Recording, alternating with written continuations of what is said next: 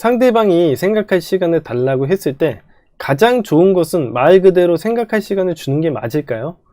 상황은 그때그때 달랐지만 연애 경험상 시간을 주면 항상 헤어지자고 하더라고요. 예, 시간을 주는 게 맞습니다. 그러더라도 시간을 주는 게 맞습니다.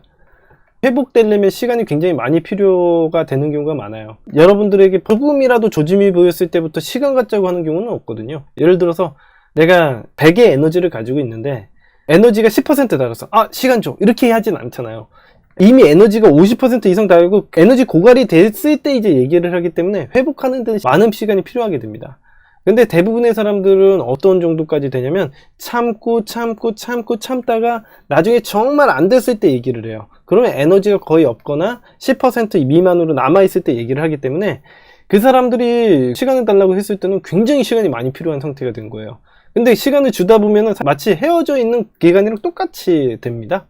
어차피 헤어져 있는 거랑 똑같아요. 그러니까 프로젝트 때문에 바빠가지고 에너지 고갈이 생겼어. 근데 그게 회복되려면 최소 3개월 이상을 갖다가 이 여자친구에게 시간을 줘야 되고, 사실 3개월 이상 이렇게 안 만난다라는 건요, 헤어져 있는 거랑 똑같기 때문에 그냥 자연스럽게 헤어지게 되는 겁니다.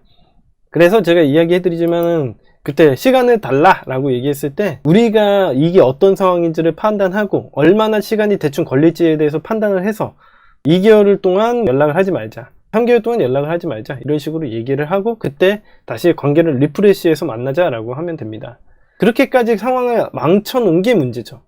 자기 컨트롤을 못하고 그렇게까지 상황을 갖다가 만들어 놓은 게 문제지, 시간을 달라고 한다고 해서 내가 버팅기는 게 맞냐 라고 얘기한다는 건 정말 상황과 안 맞는 행동이 되고 어차피 헤어질 만한 행동이 됩니다. 이미 시간을 달라고 얘기했을 때는 걔네가 참다가 도저히 안 됐을 때 얘기를 했을 거기 때문에 어차피 시간 갖자고 하면 헤어질 거잖아. 안 돼, 난 버텨야 돼. 그럼 미친 행동이에요.